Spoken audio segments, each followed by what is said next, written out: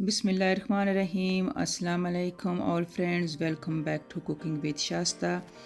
आज मैं आपके साथ जो है वो 27 रमज़ान मुबारक की सहरी एंड इफ्तारी जो है वो आपके साथ शेयर करूँगी। तो इस तरीके से हमने जो है वो कुछ प्रिपरेशन की हुई थी रोज़ा इफ्तारी के लिए। तो बच्चों ने कुछ जो है ये इस तरीके से स्नैक बनाए हुए थे अपनी पसंद के, डेकोरेशन नाइस की हुई थी। और ज़ाहिर बात है कि रमज़ान का पूरा महीना रोज़े रख रख के तो फिर इस तरीके से इन्होंने फ्रेंडों को भी इनवाइट किया हुआ था रोज़ा इफ्तारी के लिए। तो इस तरीके से छोटे छोटे गिफ्ट जो है वो हम रमज़ान मुबारक में एक दूसरे को जो है वो देते हैं। तो ये बहुत ही प्यारा जो है वो रमज़ान मुबारक का गिफ्ट जो है वो आया था। ओपनिंग का मैंने इसकी की थी।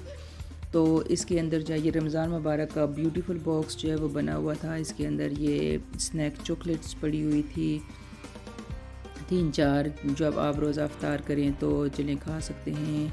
और ये जो था इसके ऊपर रमज़ान मुबारक लिखा हुआ था। और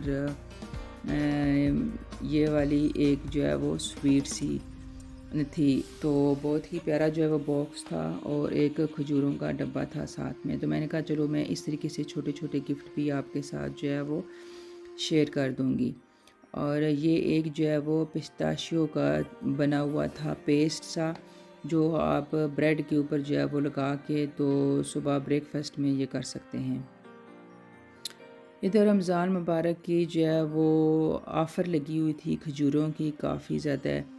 तो जब मैं स्टोर में गई तो इधर से हमने काफ़ी खजूरें भी जो है वो बाय की थी। खजूरें, जूस, जलेबियाँ, अपना देश जो है वो यहाँ पे याद आ गया था। हर चीज़ यहाँ से आपको इस स्टोर से मिल सकती थी। तो यहाँ पे जो है ना वो ज़बरदस्त ऑफ़र लगी हुई थी। तो मैंने कहा चलो ये भी मैं आपके साथ जो है वो शेयर कर देती हूँ कि हम यूके में रमज़ान मुबारक की जो है वो तैयारियाँ कैसे करते हैं, ज़ोर व शोर के साथ उसका इस्तकबाल करते हैं। तो ये छोटी छोटी खुशियाँ होती हैं जो परदेस में हम जो है एक दूसरे के साथ बांटते हैं। फिर यहाँ पे सहरी का टाइम था तो बच्चे जो है वो कह रहे थे कि उन्होंने खाना है जी फ्रेंच टोस्ट। तो यहाँ पे मैंने जो है वो फ्रेंच टोस्ट बनाना शुरू कर दिया था। सहरी के टाइम एक तो देखें आप, सुबह जब उठें 2 बजे आपकी सहरी हो जाती थी तो आँख भी नहीं खुलती थी। आँखें मलते मलते उठें और आप जो है वो अंडे को फेंटें, गोल गोल फेंटें इस तरीके से। जब अच्छा तरीके से अंडा जो है वो फेंट जाए तो इसके अंदर आपने फिर जो है वो शुगर डाल देनी है और मिल्क डाल देना है। बहुत इजी है फ्रेंच टोस्ट बनाना, इसको जिप्सी टोस्ट भी कहते हैं। तो इस तरीके से मैंने जो है इसके अंदर शुगर डाली, मिल्क डाला और उसको अच्छे तरीके से मिक्स कर दिया। साथ में दूसरे भी काम जो है वो कर रही थी। बच्चों के लिए बना रही थी, पैनकेक बना रही थी, चाय बना रही थी।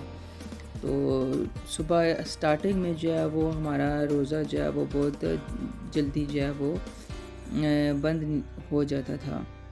तो यहाँ पे जो है वो मैंने इन 2 पीस जो है वो ब्रेड के लिए थे। आप चाहें तो इनके साइडों से कतले जो हैं वो भी काट सकते हैं बच्चों को फैंसी बना के देने के लिए।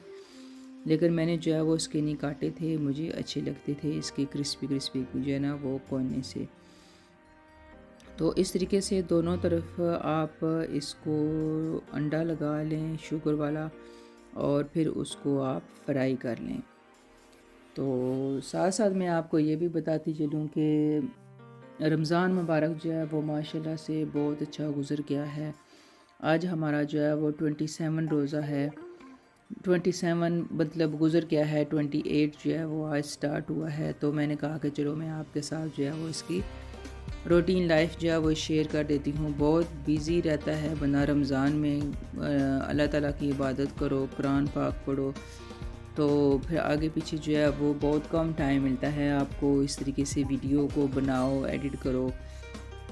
तो लास्ट मंथ में मैंने कहा कि चलो अभी जो ना वो एंड ऑफ द मंथ जा रहा है तो रमज़ान मुबारक इसको अलविदा भी हम कर देते हैं और आपके साथ जो है वो अच्छी सी रेसिपीज भी शेयर कर देते हैं। अल्लाह ताला जो है वो हमें अल्लाह ताला हमारी इबादतें जो है वो कबूल फरमाए, हमारी दुआएं कबूल फरमाए। जितने भी मोमिन मुसलमान मर्द औरत बच्चे बूढ़े जवान सब जो है वो बीमार हैं, उनको शफाए कामिला अता फरमाए।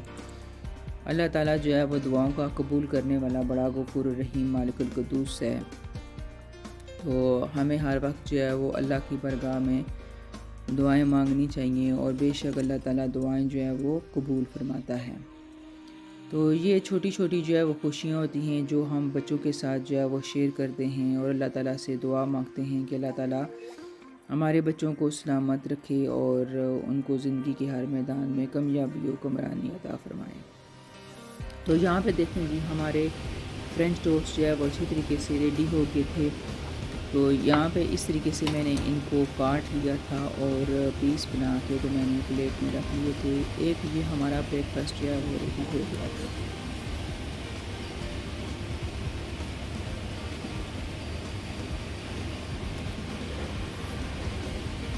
जब बच्चों को सहरी के टाइम इस तरीके से हम बना के देते हैं, ज़रूरी नहीं है कि आप जो है वो सहरी के टाइम ही बना के बच्चों को दें, आप इनको इफ्तार के टाइम भी दे सकते हैं, डे टाइम भी बच्चों को बना के इस तरीके से दे सकते हैं। आप इनको स्कूल पैक लंच में भी बच्चों को बना के दे सकते हैं। बच्चे जो है वो खुशी के साथ ये फ्रेंच टोस्ट जो है वो खा लेते हैं। जो माएँ जो हैं वो कंप्लेन करती हैं कि हमारे बच्चे जो है वो कुछ खाते नहीं हैं, तो इस तरीके से छोटी छोटी चीज़ें जो है वो आप बना के बच्चों के साथ जो है वो शेयर कर सकती हैं, ताकि बच्चे जो है वो इनको देखें और ट्राई करें कि आखिर ये चीज़ है क्या उनके लिए न्यू। फिर जो है वो यहाँ पे मैंने चूरी बनाई थी। मेरी बेटी कहने लगी कि अभी मुझे जो है वो चूरी भी बना के दें। ज़ाहिर बात है हर चीज़ दिल करता है खाने के लिए। तो फिर मैंने यहाँ पे चूरी भी बना दी थी। मैंने रोटी बनाई और रोटी बना के तो उसके अंदर बटर वगैरह डाल के शुगर डाल के अच्छी तरीके से मैंने इसकी चूरी बना दी। फिर नेक्स्ट स्टेप जी हमारा आ गया था साग का पराठा बनाना। अभी देखें जहाँ पे फैमिली मेम्बर्स होते हैं वहाँ पे फरमाइशें भी ज़्यादा होती हैं, तो हर एक की फरमाइश जो है वो फिर हमें पूरी करनी पड़ती है कि चलें जी रमज़ान है और रोज़ा इफ्तारी है या सहरी है, तो हमें जो है वो अल्लाह ताला हिम्मत दे काम करने के लिए, सेहत तंदुरुस्ती दे। और इस तरीके से फिर मैंने जो है वो रोटी को बेल लिया था 2 हिस्सों में। और मेरे पास जो है वो सरसों का साग नहीं मिला था मुझे, तो पालक का साग जो है वो मैंने बनाया था, तो उसके ही मैंने वो पराठे बना लिए थे। तो मैंने कहा कि चलो पालक के पराठे ही जो है वो सहरी के टाइम अगर वो भी बंदा खाए ना तो बड़ा टेस्ट देता है चाय के साथ, अगर आप बना के इसके खाएँ तो इस तरीके से फिर मैंने सहरी के टाइम जो है वो पालक के पराठे भी बना लिए थे। साथ साथ देखें जी आप हर किसी की फरमाइश तो पूरी करनी पड़ती है ना। वैसे तो नहीं कोई माँ को याद करता है ना कि माँ ठंडियाँ छावां। अगर माँ ना हो तो ज़िंदगी का कुछ मज़ा नहीं होता है। माँ ही होती है जो बच्चा एक दफ़ा मुंह से कोई बात निकाले तो उसको फ़ौरन जो है वो पूरा करने की कोशिश करती है। माँ एक ऐसी हस्ती है जिसके बारे में हम जितना भी बयान करें ना उतना ही कम है। मेरी माँ जो है वह ख़ुद इस दुनिया से चली गई हैं, काफ़ी टाइम हो गया है उनको, 8-10 साल हो गए हैं। अल्लाह ताला उनको जन्नतुल फिरदौस में आला मकाम अता फरमाए। अभी भी जब हम अपनी माँ को याद करते हैं तो आँखों में आंसू आ जाते हैं। माँ एक ऐसी हस्ती है जिसको कभी भी हम भूल नहीं सकते। तो अल्लाह ताला ने हमको भी बच्चों से नवाजा है, तो अब हमारा फ़र्ज़ है कि आगे हम जो है उनकी फरमाइश पूरी करें। तो बच्चे जो भी मुंह से निकालते हैं तो हम उनको पूरा करने की कोशिश करते हैं, उनको खुश रखने की कोशिश करते हैं, तभी तो माँ को याद रखा जाता है। तो इस तरीके से मैंने यहाँ पे 2-3 तरह के जो है वो पराठे बना लिए थे।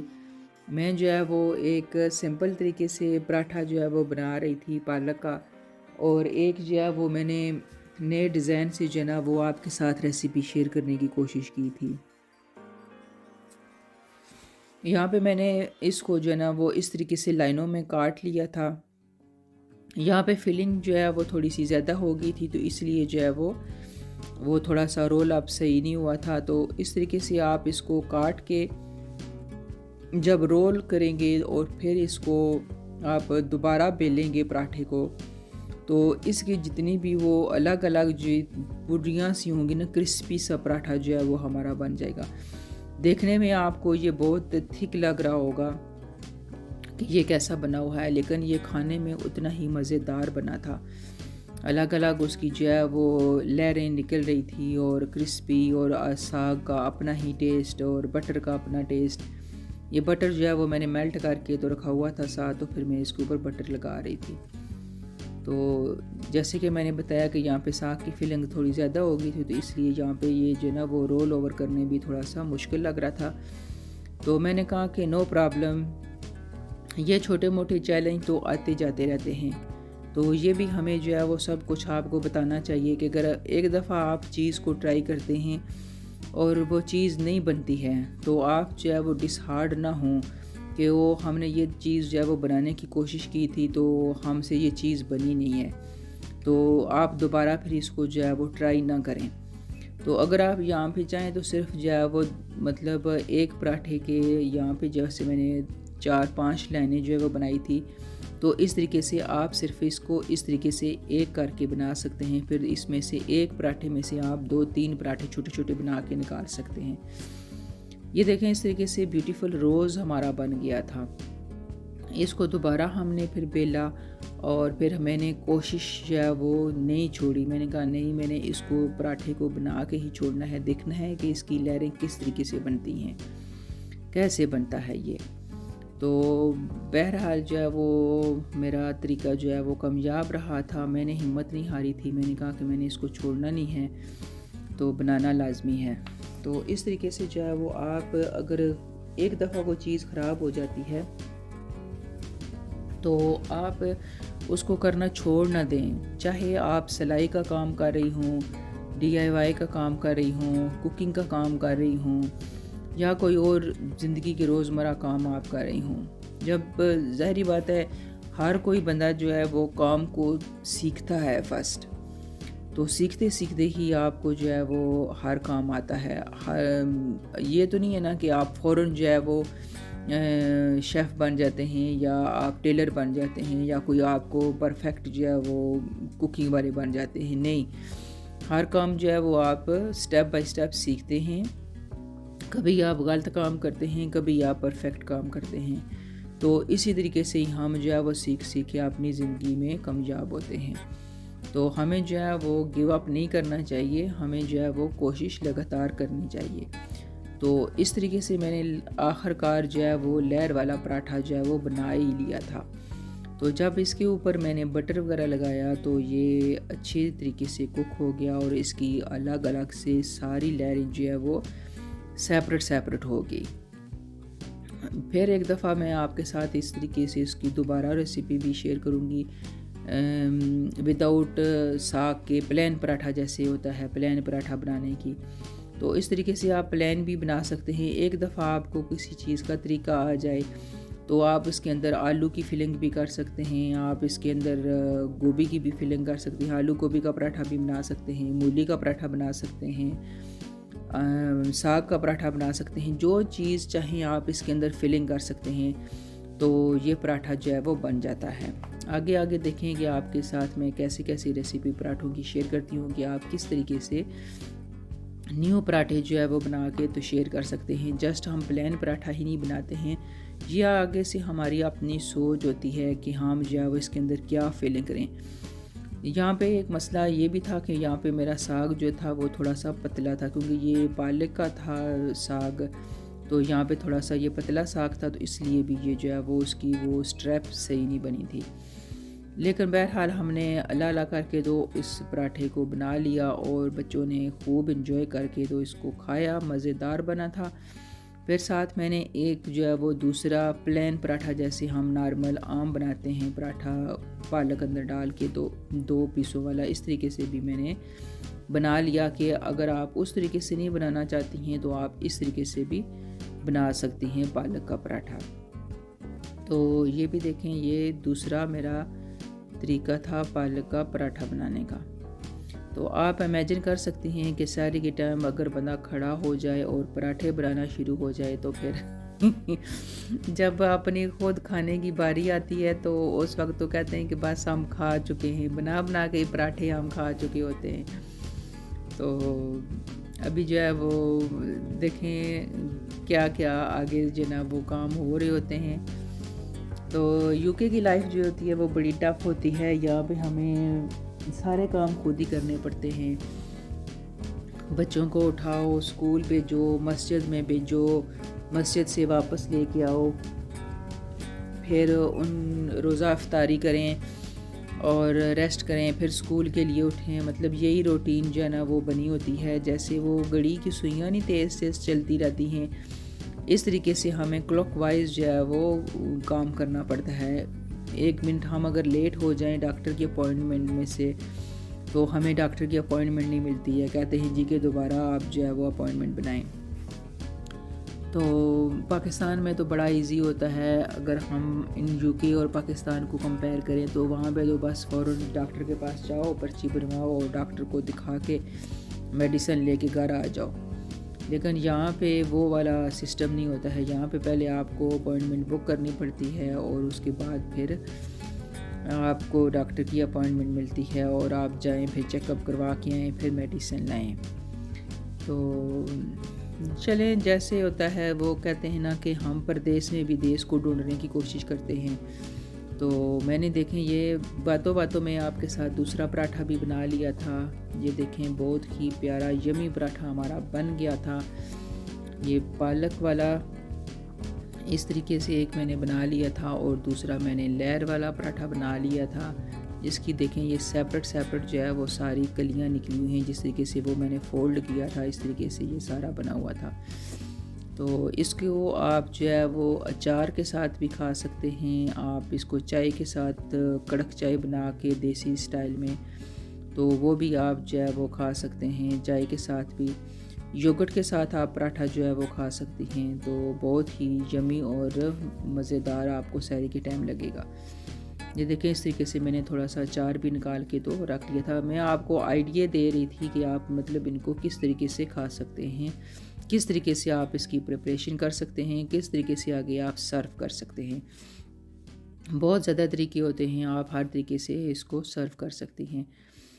तो उम्मीद करती हूँ कि आपको मेरी जो है वो ये सारी रेसिपी जो है वो अच्छी लगी होंगी। ये देखें जैसे मैंने आपको बताया था कि आप डिफरेंट तरीके से पराठे बना सकते हैं।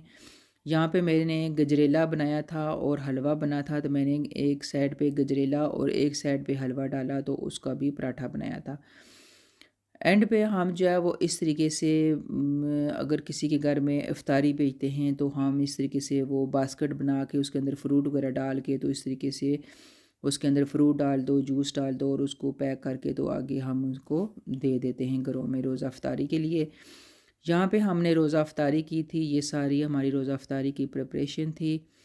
तो अल्लाह ताला हमारी इबादतों को कबूल मंजूर फरमाए और सबको मेरी तरफ़ से एडवांस ईद मुबारक। अगर आपको मेरी ये वीडियो जो है वो अच्छी लगी हो तो इंशाल्लाह आप इसको ज़रूर जो है आगे मेरे दोस्तों के साथ जो है वो शेयर करें। मेरे चैनल को सब्सक्राइब नहीं किया है तो सब्सक्राइब कर दें, लाइक कर दें और इसके साथ ही इजाज़त चाहती हूँ। अल्लाह हाफ़िज़।